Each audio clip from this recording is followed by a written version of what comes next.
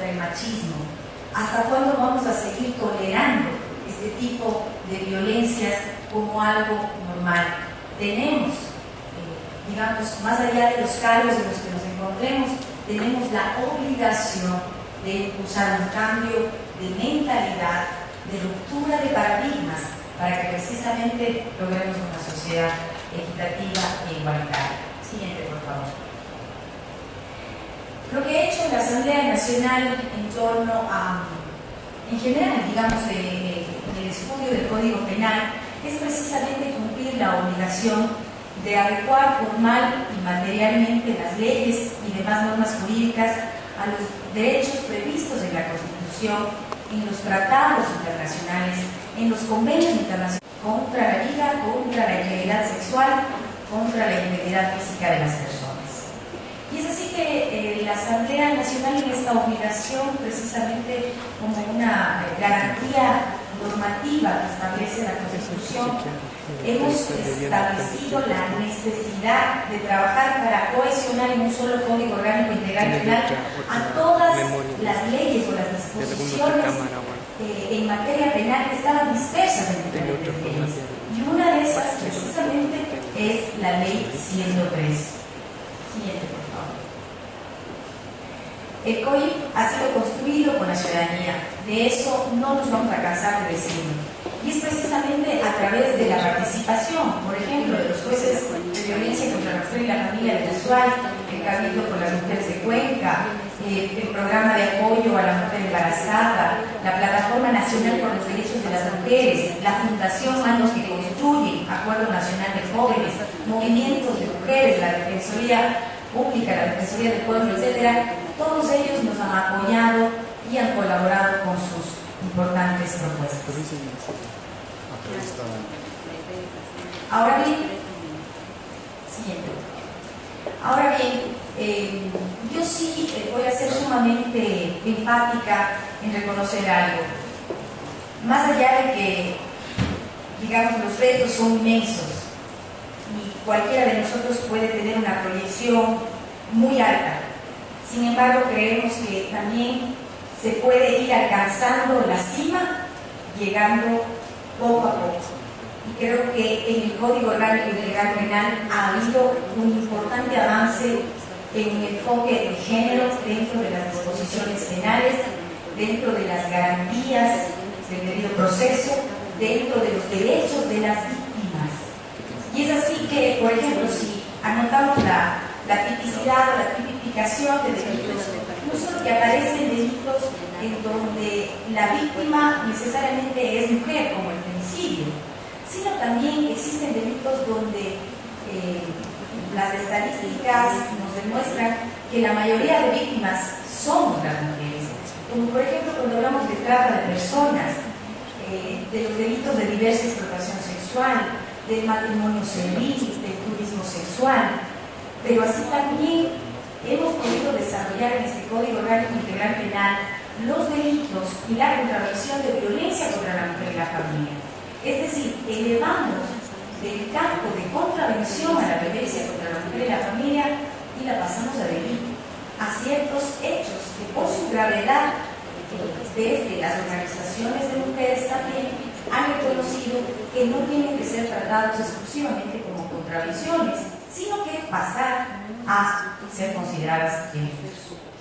Pero también dentro del libro 1 nosotros encontramos circunstancias agravantes que provocan, por tanto, un aumento de 1/3 de la pena establecida para cada tipo penal. Y es así que, por ejemplo, delitos que son cometidos contra mujeres embarazadas, contra los niños, contra las niñas, los adolescentes, los mayores adultos o las personas con discapacidad, todos aquellos delitos que son cometidos contra ese sector de la población tendrán una sanción agravada. Y así también cuando las mujeres embarazadas, los niños, todo este grupo prioritario de la población es utilizada para el cometimiento de delito, también habrá un endurecimiento de penas. Y aquí creo que es importante recalcar, el endurecimiento por sí solo no garantiza justicia o no garantiza una efectiva disuasión del delito. No, Por esa misma razón nosotros no hemos dado paso a la propuesta de la derecha política que proponía 100 años de prisión. Nosotros elevamos de 35 a 40 años de prisión en el caso de acumulación de penas.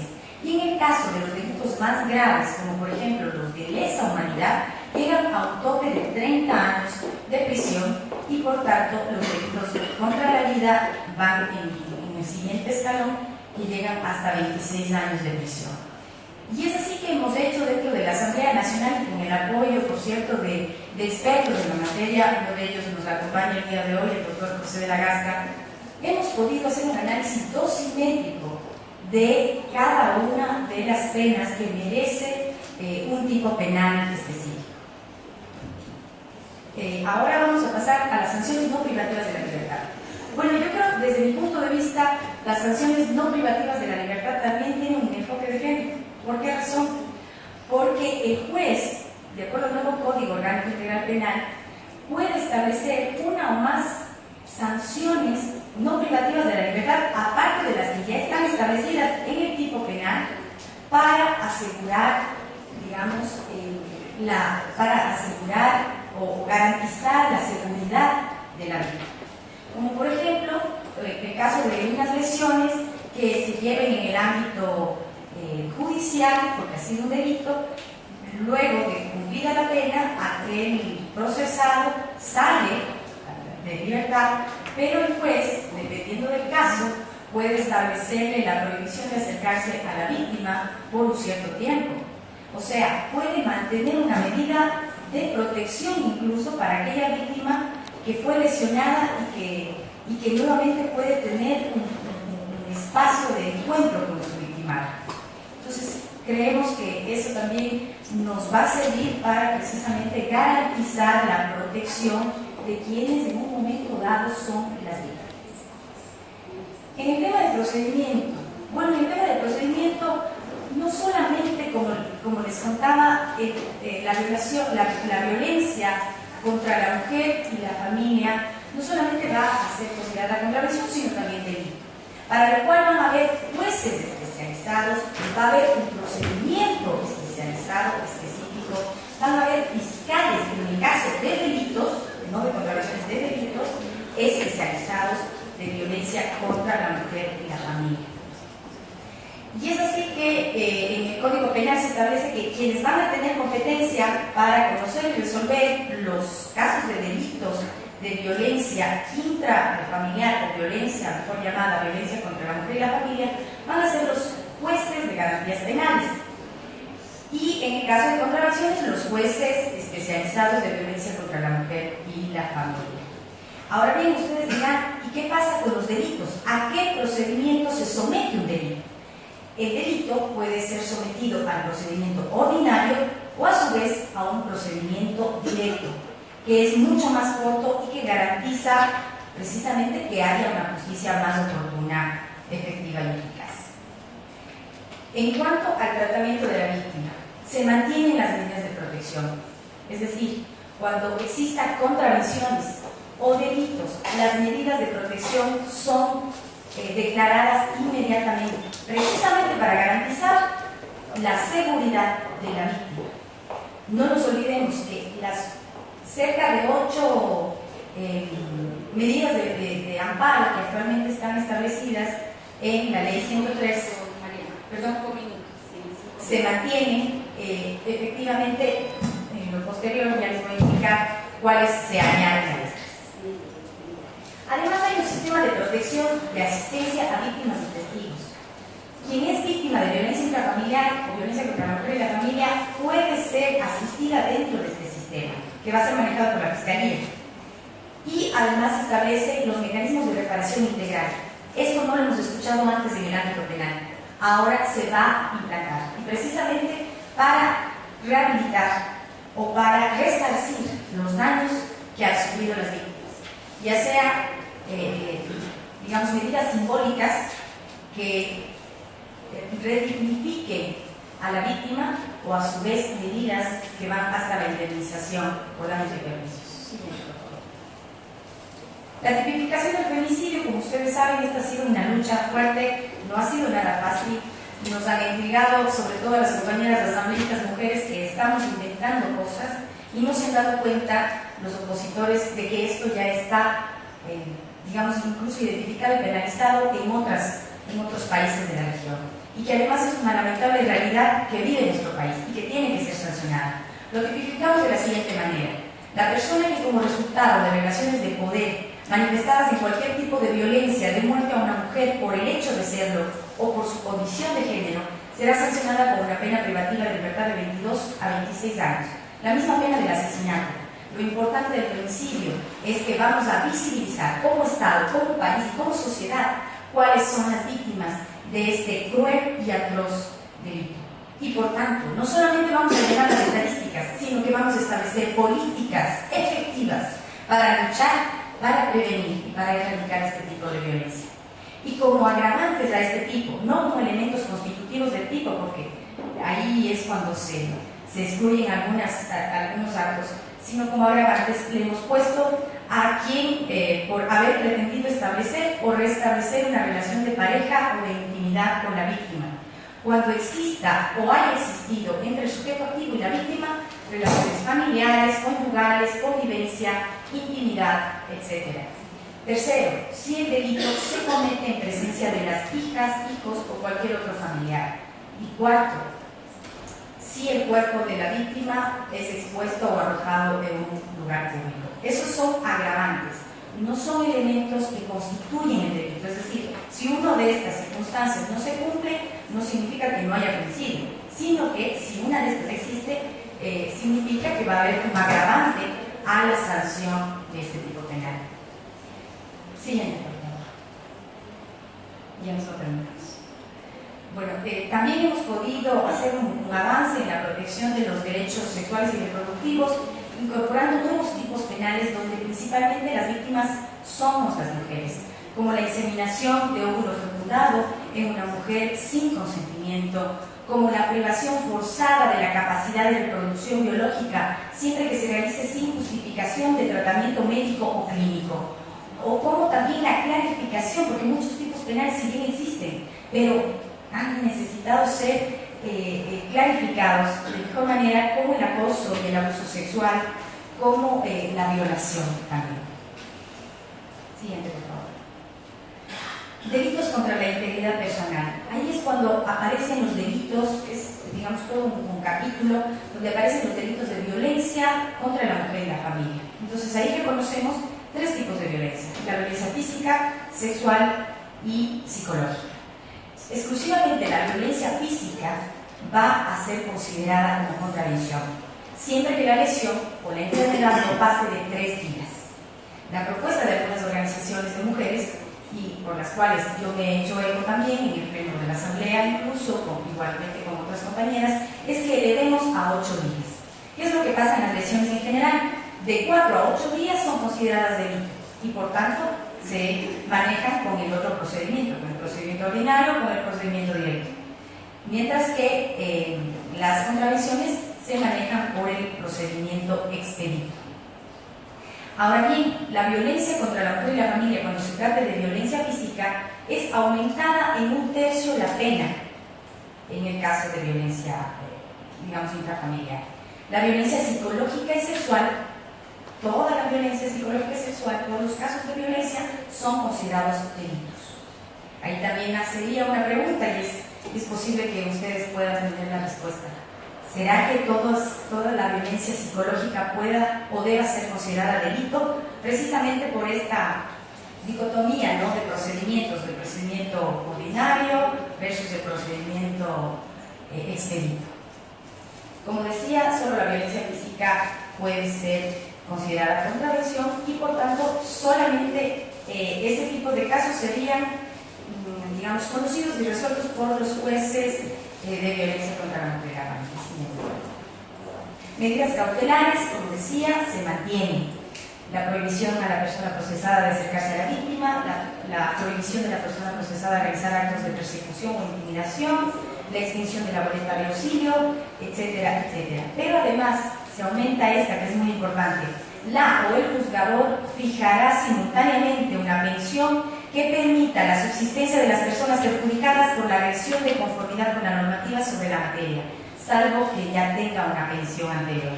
Entonces, ese es un tema sumamente importante porque muchas mujeres que son víctimas de violencia no denuncian, callan, se silencian, precisamente porque dependen, en muchos de los casos, de un jefe de hogar que maltrata a toda su familia, a sus hijos y a ella misma. Siguiente, por favor. Para finalizar, el combate y la erradicación de la violencia compromete a una serie de instancias, instituciones, leyes, políticas y a la sociedad entera. La Asamblea Nacional tenemos el compromiso, pero además la voluntad política de seguir en la lucha de la reivindicación de los derechos de las mujeres. Y no porque no se nos apruebe un artículo, nuestra lucha va a decaer, nuestra lucha va a seguir, porque quienes estamos ahorita en donde estamos, representando a más mujeres, precisamente hemos llegado hasta acá gracias a la lucha de muchas mujeres que nos han precedido. Yo les agradezco mucho y les he dejado estas inquietudes para que ustedes también comenten. Gracias.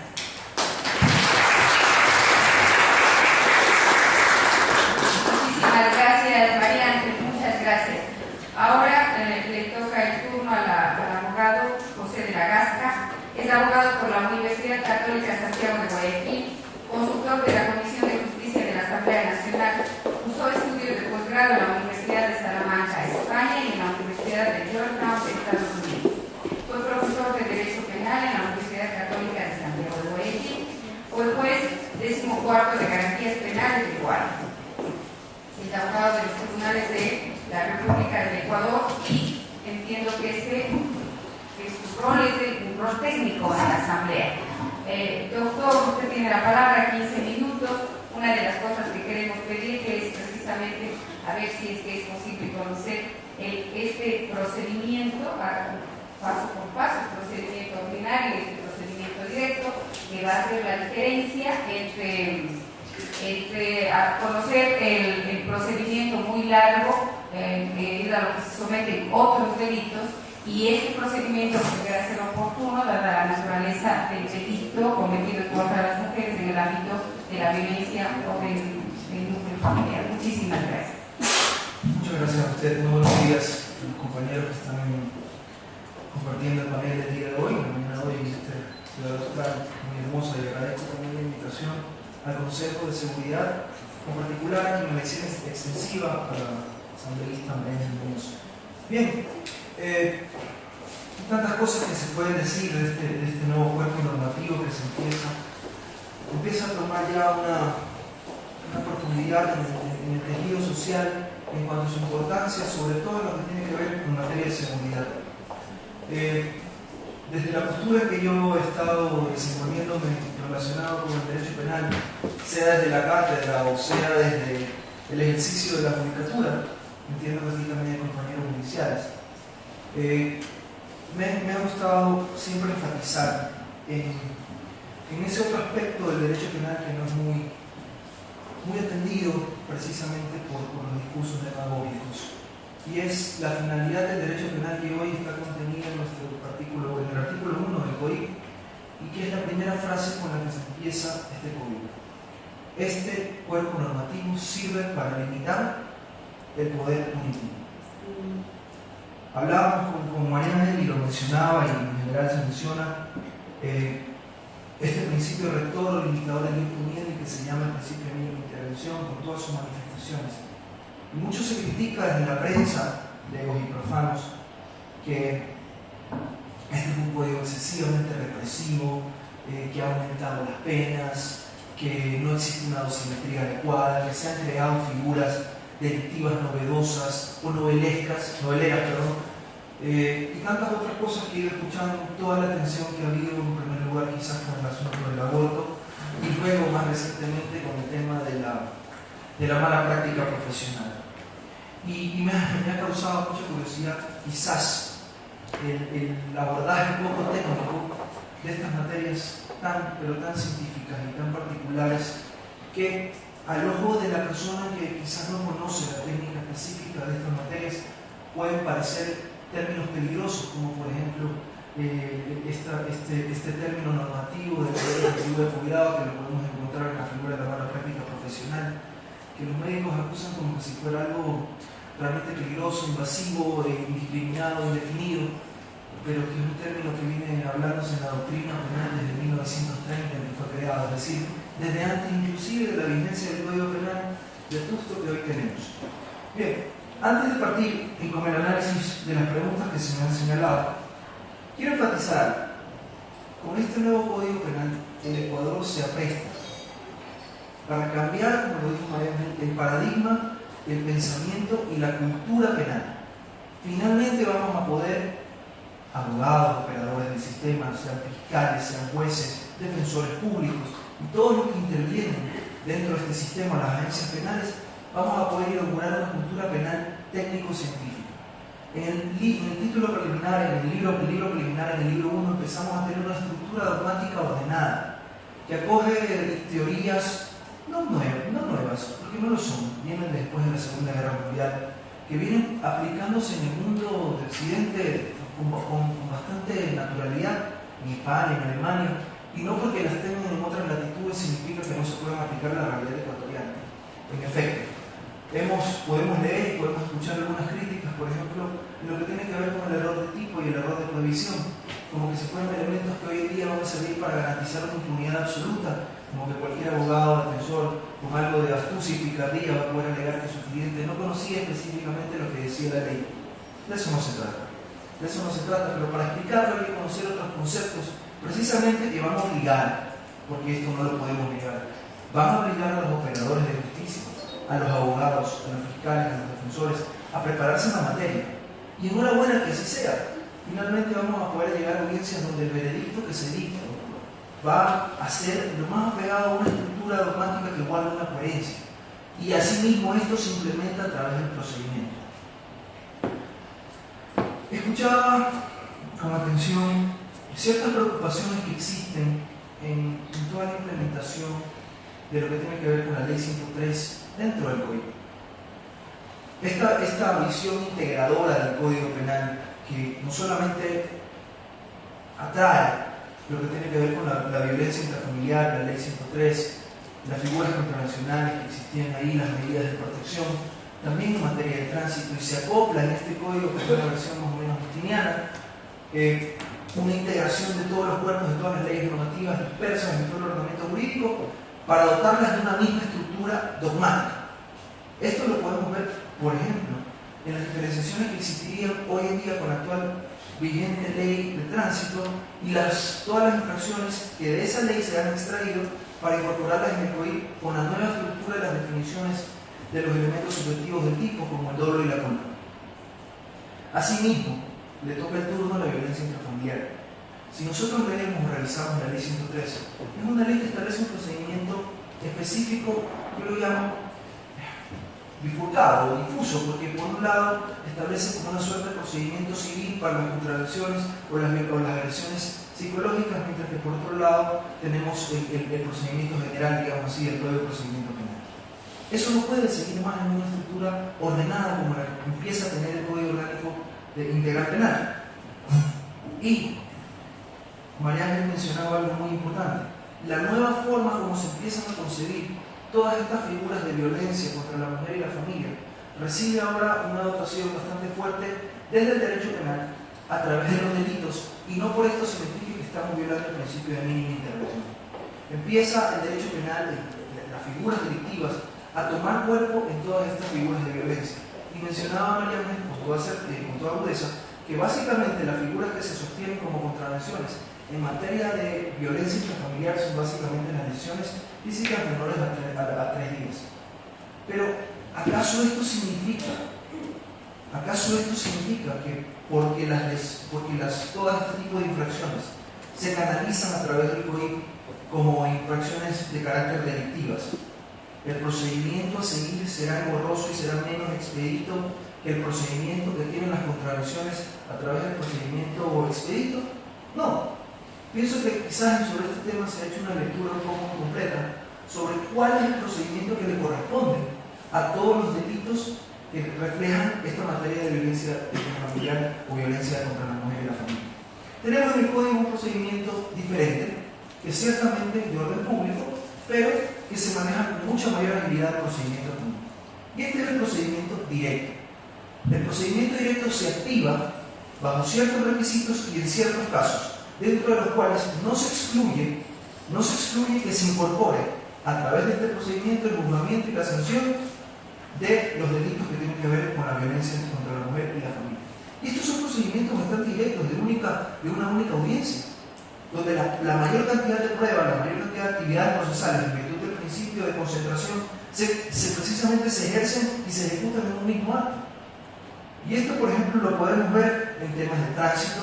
Hoy en día, y no me atrevo a hacer la cita expresa del artículo que como está en el procedimiento directo aprobado por la Asamblea en el segundo debate, porque a través de los talleres que se han venido realizando con posterioridad a la aprobación de este cuerpo normativo en segundo debate, para precisamente ir puliendo y depurando en la reconsideración ciertos temas, se han incorporado algunas de estas modificaciones que han venido surgiendo de diversos sectores, precisamente quizás para dar mayor agilidad o atender mayormente, con mayor digamos, delicadeza las preocupaciones que existen en esta materia de violencia intrafamiliar.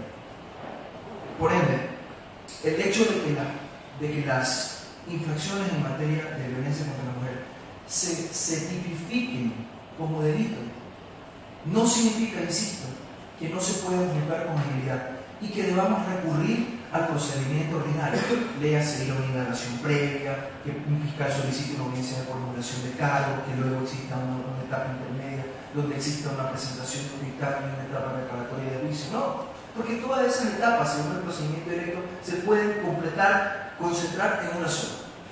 Y principalmente, si nosotros podemos observar, casi todas las infracciones de violencia como tal, contra la mujer y la familia, vienen o pueden ser recogidas a través de este tipo de procedimientos. Pero ustedes considerarán también que habrá casos de violencia intrafamiliar lamentables, como por ejemplo el del femicidio. ¿Les parecería a ustedes coherente en un delito que está sancionado con 22 a 26 años que se lo sustancie en un proceso que dure cerca de un mes? Porque el procedimiento directo básicamente va a durar eso. Ustedes tendrán una persona sentenciada en aproximadamente 15 días. ¿Les parece que puede el Estado prepararse y poner una pena tan fuerte, tan dura, destruir una presunción de inocencia en un tiempo de 15 días? Esa es una de las realidades que vienen tocándose y que son sensibles y que necesitan abordarse de forma más técnica al respecto de poder plasmar procedimientos específicos, como lo dice el artículo 81 de la Constitución en materia de violencia contra la mujer y la familia. Porque yo estoy de acuerdo que tiene que haber procedimientos específicos y expeditos, pero eso no significa que sean procedimientos exclusivos. La ley 103, si están aquí jueces o operadores o aplicadores de esa disposición, ustedes van a saber que básicamente sigue un sistema inquisitivo. No es propiamente un sistema acusatorio. Entonces no podemos tener mezcladas esas disposiciones del código que chocan con el sistema inquisitivo que está recogiendo el código integral penal en el libro 2. No obstante, en lo que tiene que ver con las medidas de protección de la ley 103, en el artículo 13, todas esas medidas vienen recogidas con una bastante similitud en el código. Y quiero aclarar estas preocupaciones. El hecho de que pasen a ser conocidas por fiscales no resta tampoco la operatividad. Y pongo un ejemplo. Llega una mujer agredida y que busca, como lo mencionaba aquí al principio de la intervención, busca poner esto en conocimiento de las autoridades a través de las unidades policiales, de la de cualquier policía especializada o cualquier institución que sirva para presentar este tipo de denuncias, y se lo canaliza. El procedimiento establece que sea como sea que llegue, sea como contravención o sea como delito, como se lo derive, ya es una cuestión un poco práctica. El juez puede poner desde el mismo momento la medida de protección, sin perjuicio de que después se inhiba y pase esto a ser conocimiento de un juez y de un fiscal porque se trata de un delito. Es decir, la protección, el carácter punitivo se mantiene en el código. Eso creo yo que es importante ir dando vueltas y manejarlo con el concepto de integralidad del código, Otra crítica que he escuchado también a este procedimiento es que en el procedimiento expedito respecto a las contradicciones, quizás la forma como se ha tipificado, como se ha redactado en el texto, no precisa en detalle los plazos, los tiempos en que deben realizarse las audiencias, en cuánto tiempo se deben respetar las sentencias. Pero si hacemos una lectura, insisto, integral del COIP, vamos a encontrar que esas presuntas omisiones están integradas, están contempladas en el resto de la normativa orgánica que establece el COIP respecto de, por ejemplo, la celebración de audiencias, de los tiempos, de los plazos, de las notificaciones, de los momentos para dictar la sentencia. Es decir, tenemos que hacer una lectura integrada entre lo que dice propiamente el artículo del procedimiento expedito o el procedimiento directo con las reglas generales del Código para todos los otros procedimientos. Han quedado en impunidad. Entonces, ¿qué es preferible? Que la mujer sea golpeada para que pase de 30 días y 31 días sea factible obtener una prisión preventiva. ¿Qué es factible? 3 es mejor que 4, 3 es mejor que 15, 3 es mejor que 30. En otras palabras, es mejor que le agreda brutalmente para poder tener acceso a la justicia. En este sentido, si bien es cierto, agravan en materia de violencia familiar, pero no tiene un verdadero acceso a la justicia.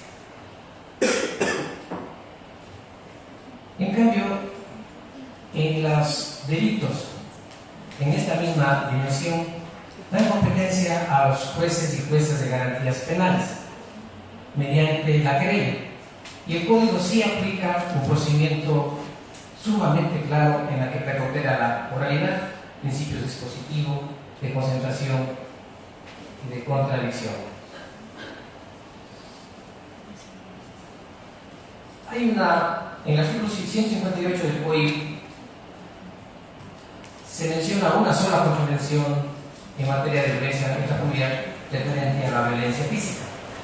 La persona que hiriera, lesione o golpea a la mujer o a un miembro del grupo familiar causándole lesiones o incapacidad que no pasen de 3 días será sancionada con penas privativas de libertad de 7 a 30 días. ¿Qué pasaría si es que no causa lesión? Comúnmente las mujeres que viven violencia son ultrajadas y muchas de los ultrajes no causan lesión. Aquí hay una especie de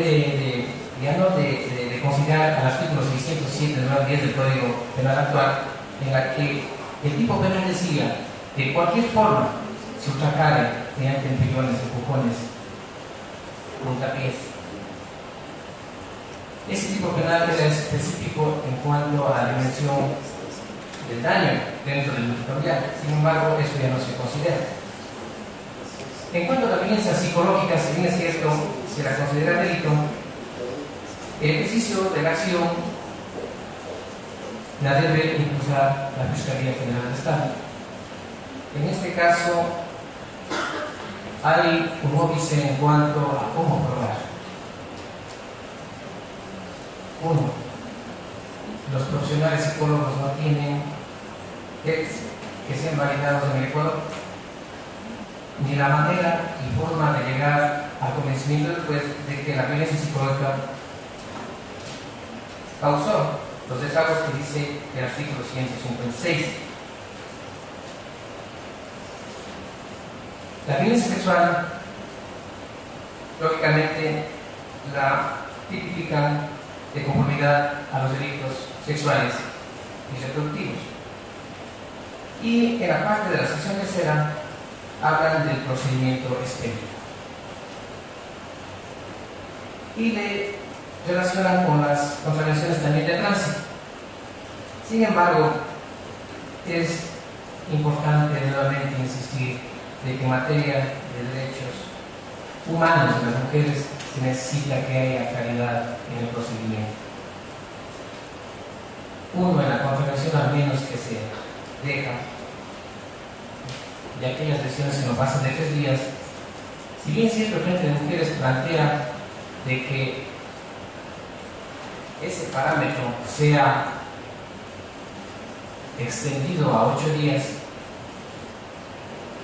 creo que es importante más bien repensar el asunto y más bien dejarlo de la forma que está y que estos delitos sean de conocimiento de los jueces especializados en un trámite expedito.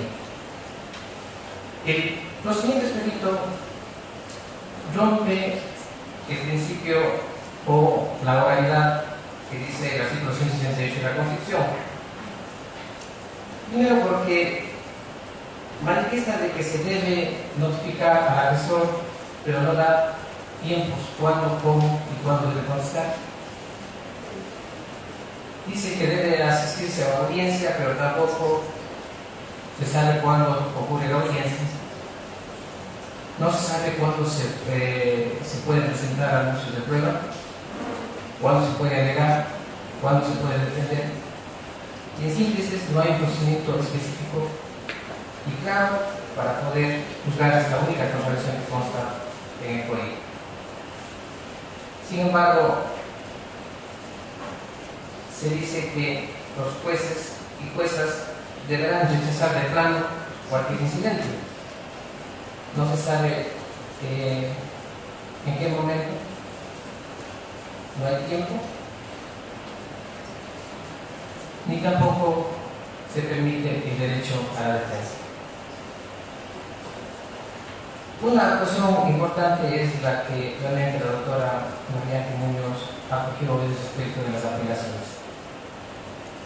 Creemos de que en derechos humanos de las mujeres las apelaciones deben ser conocidas por salas especializadas. Salas especializadas en familia, mujer, niñez y adolescencia que deben estar constando en el código. Las mujeres necesitan de justicia especializada y no que se adecue a otros tipos de procedimientos o normas que están en el código. La ley María La Peña es un ejemplo de que se debe hacer de manera especial un tratamiento en lo que es derechos de las mujeres.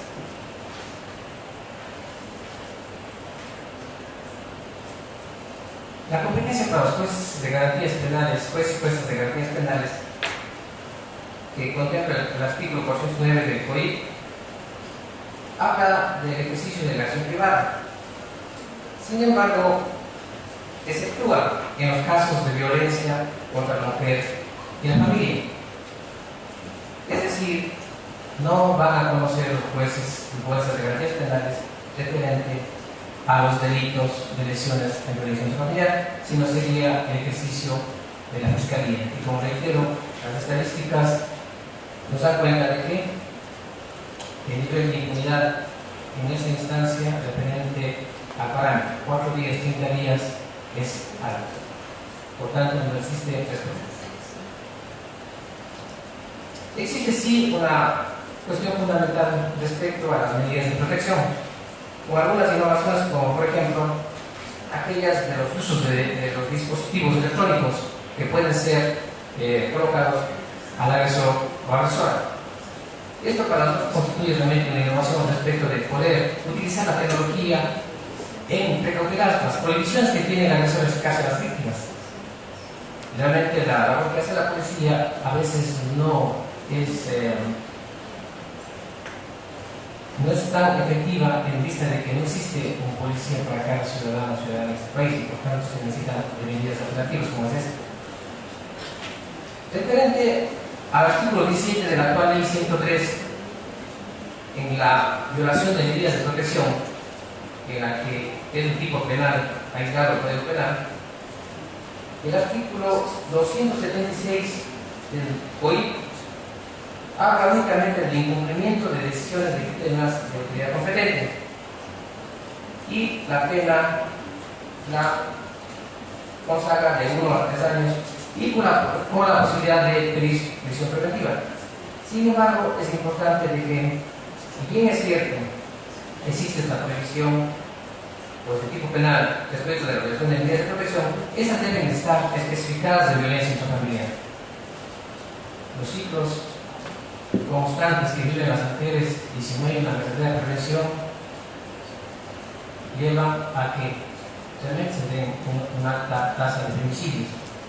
no solo por la muerte de quien directamente lo haga, sino de ellas mismas a través o de no poder encontrar respuesta en los niveles de justicia. Por tanto, debemos insistir en que la medida o violación de medidas de protección en violencia familiar debe ser específica dentro del COI en el procedimiento expedito, o en tal caso se la concede como agravante o como tipo penal aislado o como contravención.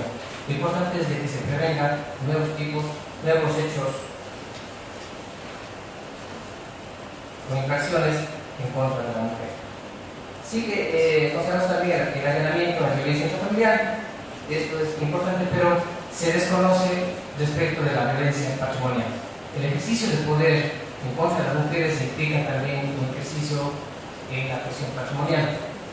Esto es un óbice que tenemos actualmente, en razón de que las mujeres que abandonan o huyen el domicilio del agresor, cuando quieren recuperar los bienes de subsistencia indispensables para ellos y sus hijos, no hay la manera de poder accederlos.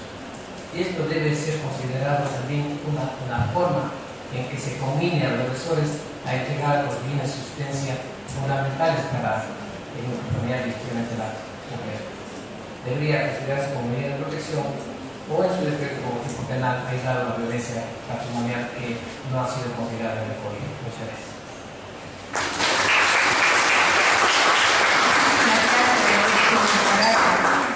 Tenemos entonces como cuarta y final panelista a la abogada Silvia Domínguez. Por favor. 6 años de ejercicio profesional en áreas de niñez, adolescencia, penal y civil, 6 años trabajando en derechos de la mujer, 1 año como abogada en la Corporación Mujer a Mujer y viene como representante de la Red Interinstitucional Cantonal contra la Violencia a la Mujer. Tiene la palabra. Ante todo, muy buenos días a todos y todas. Mi nombre es Silvia Domínguez, abogada de la Corporación Mujer a Mujer, institución que pertenece a la Red Interinstitucional contra la Violencia a la Mujer. Es importante recalcar que como centro hemos hecho las observaciones de acuerdo a las experiencias que vivimos en día a día durante 20 años, buscando que se ejerza una ley que sea justa y alcanzable para todas las mujeres. Desde la creación de los diferentes espacios para los derechos de las mujeres, se busca fortalecer y se busca alcanzar la justicia, una justicia que busca eliminar, erradicar la violencia intrafamiliar, problema que todavía está latente en nuestro país. Es importante indicar que nosotros buscamos que se den medidas, si se bien se dan estas medidas, pero lo importante es que se sancione a las personas que no respetan las medidas que se dan como una medida de protección a las mujeres. Así ya se haya sancionado, tipificado el hecho o el delito, lo importante sancionar es concientizar al agresor que respete las medidas de amparo y poder de esta manera dar un gran avance en nuestra sociedad. Es importante recalcar que las mujeres de nuestro país, las mujeres en general, no mueren por el solo hecho de que se les asesine, mueren por el hecho de vivir el día a día este ciclo de violencia, acto en el que ellas no tienen cómo salir, provocando que su estado emocional, sus sueños, su filosofía, su psique se altere completamente. Empiezan a morir lentamente o deciden morir de una manera acelerada en las manos de su agresor. Es por eso que se busca que a través de estas normas o los cambios que se están dando dentro del Código Orgánico Integral se fije no en el número, sino pensar en las mujeres, en el ser humano que busca una justicia digna. Dentro del Código Orgánico Integral, en sus artículos, se habla de los tipos penales de la violencia psicológica, pero no existen medios que aclaren o que permitan sancionarlos. Es importante también hablar de la violencia patrimonial, una violencia en la que se pide que se tipifique o que al menos se vea como una medida para que la mujer, al huir de las manos de su agresor, pueda recuperar los bienes que están dentro de su hogar. Al no existir este medio, esta posibilidad que justifique, lo único que provoca es que la mujer regrese a su ciclo de violencia y a las manos de su agresor, buscando ya su necesidad o la necesidad de sus hijos y generándose nuevamente lo que es la violencia. Es por eso que es importante que que como centro pedimos que se considere la violencia patrimonial como una violencia penal, no civil, porque esto lo único que genera o que detalla es que las mujeres vuelvan a ese círculo de violencia. Es importante también hablar que dentro de su artículo, del artículo 641 del Código Orgánico, también se habla del sistema inquisitivo, así como en el actual Código, en el artículo 398. No existe una real y progresiva propuesta que se acople y se indique el cumplimiento de su artículo, en el artículo 168, numeral 6 de la Constitución Política, que permite emplear un sistema oral, en especial por los principios dispositivos de contradicción y concentración, siendo importante indicar que en las anteriores comisarías existía un nivel alto de impunidad. Buscamos que se dé un fortalecimiento con la Defensoría Pública. La Defensoría Pública que realiza su trabajo de una manera excelente, pero lo importante también es hablar de no solo se dé una asistencia legal, se dé una asistencia integral como lo vienen haciendo los centros, una asistencia psicológica, social, en donde no solo se sancione al agresor, sino se dé una reeducación a la sociedad y a esa familia que vive en ese círculo de violencia. Es importante hablar de las lesiones físicas.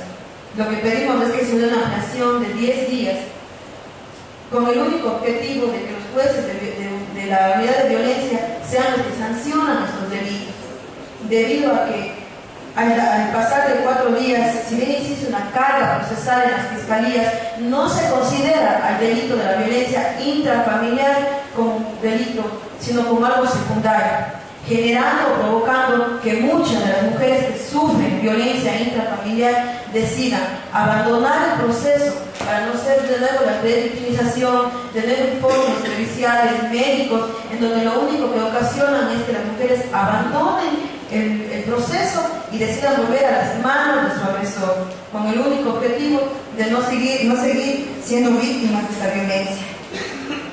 Es importante indicar que nuestro sistema positivo, el sistema que se está aplicando actualmente en los juzgados, en las unidades de violencia, es un sistema positivo en donde da una ampliación, una facilidad a las mujeres de sentirse seguras, protegidas y de empezar con un proceso a diferencia de lo que se aplicaba antes en las comisarías de la mujer y la familia.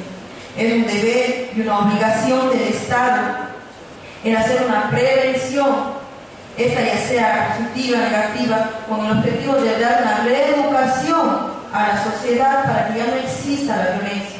Lo importante, lo trascendental, es aclarar que no solo es dar una sanción, sino educar a nuestras familias, a nuestra sociedad, de que estamos en una sociedad equitativa, de igualdad, para evitar ese sistema patriarcal en el que todavía vivimos.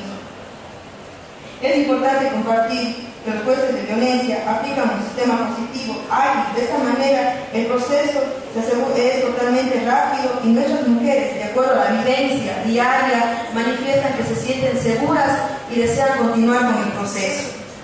Se nos explicaba, o se nos ha pedido que más o menos expliquemos cómo se dan los procesos. Desde mi punto de vista legal, lo puedo manifestar como una experiencia, que el proceso es ágil, es rápido, es un seguimiento social, psicológico, en donde lo que se da es una seguridad a las mujeres que sufren violencia intrafamiliar. Son experiencias o criterios que como Corporación Mujer a Mujer hemos analizado desde nuestras experiencias, desde nuestras expectativas. Lo único que pedimos es erradicar de una manera total la violencia intrafamiliar y vivir en una sociedad segura, equitativa para todos los seres humanos. Gracias.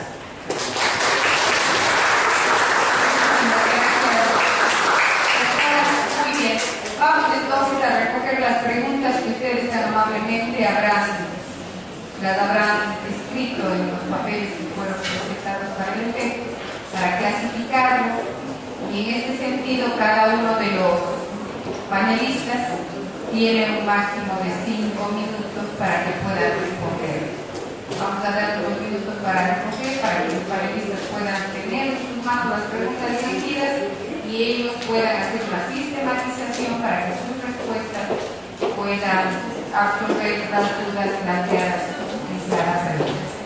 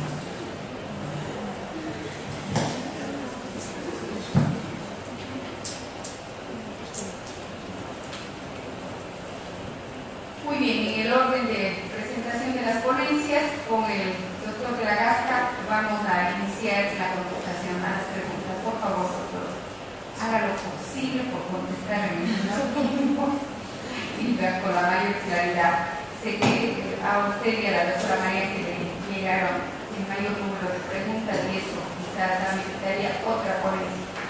No vamos a tener tiempo para eso. Vamos. Muchas gracias. Bien, muchas gracias. Sí, se escucha.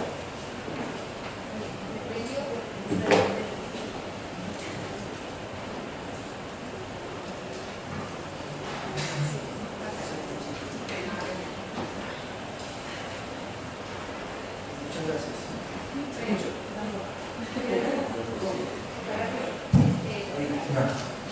Bien, bueno, han sido tantas, creo que hablamos, no ha quedado claro nada de lo que he dicho, porque hay demasiadas preguntas. Bien, en general creo que vi una inquietud repetitiva. ¿Qué ocurre cuando se incumple una medida de protección? Si está expresamente establecido en un código, ¿cuál es el tratamiento penal que se le da? En general, el incumplimiento de las medidas judiciales. Hoy en día el procedimiento común, lo que se conoce como el desacato, tiene una pena irrisoria y básicamente una forma coercitiva de asegurar su cumplimiento bastante tenue. Hoy en día el respeto, el poder de las decisiones judiciales está siendo fuertemente tutelado.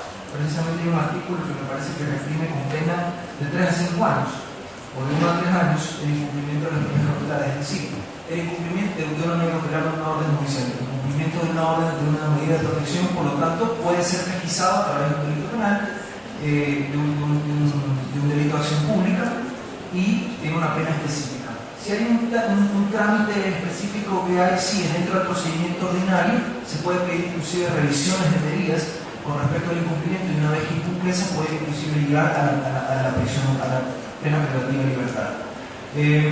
Dice, el procedimiento para juzgar los delitos de violencia, a excepción de muerte de la víctima y otros graves, podrán llegar a la sentencia tan solo ante jueces de garantías penales sin llegar a tribunales de garantías penales.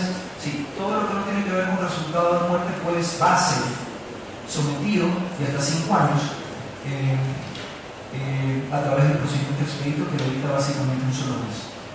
Dice, ¿cuál es el procedimiento ordinario y cuál es el directo que rige en el nuevo código? Bueno, esta sí realmente sería una pregunta bastante amplia. El procedimiento ordinario es con el que se pesquisan todas las infracciones de acción pública, salvo las que el propio código establece para que se juzguen a través del procedimiento expedito.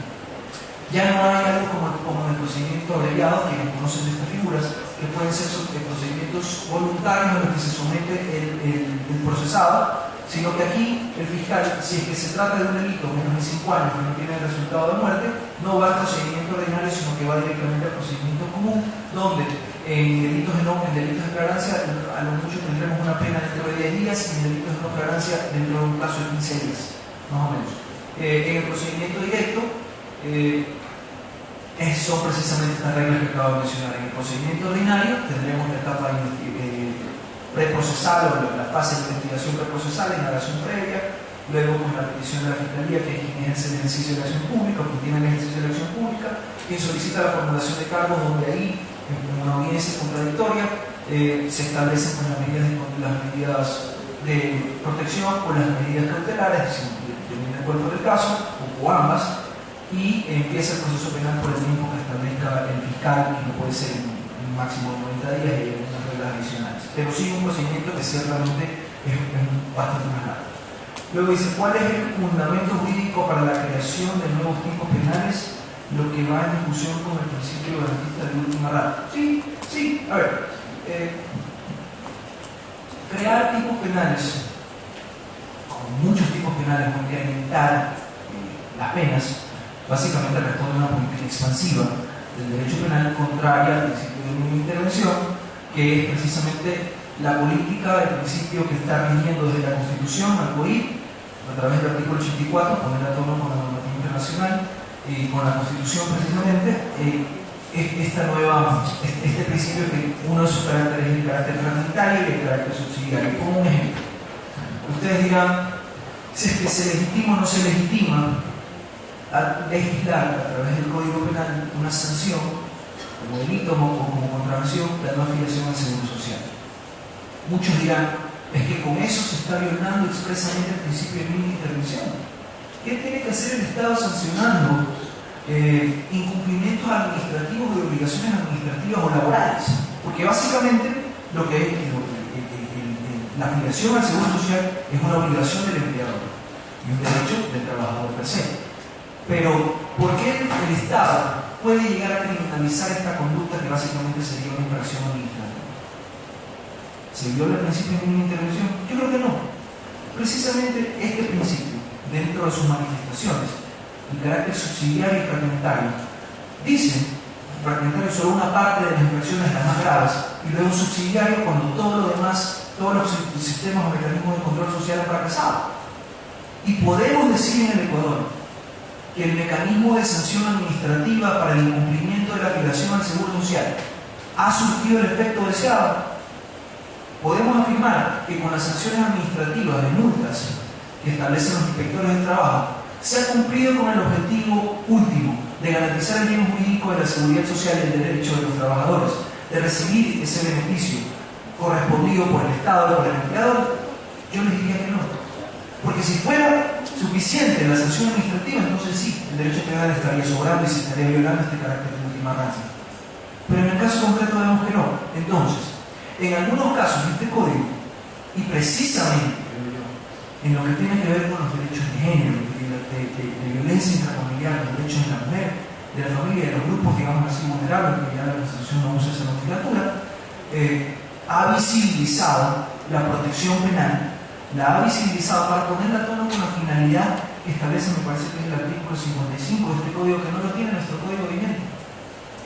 Nuestro código establece con claridad que la finalidad de la pena es una finalidad preventiva, pero preventivo general, y esto no significa una prevención en el sentido práctico de simplemente prevenir el delito a través de la enseñanza o de la educación. No, tiene una finalidad preventiva general desde el punto de vista de las teorías de la pena, en las teorías relativas, que cumplen una utilidad precisamente que es la de prevenir el delito a través de dos formas.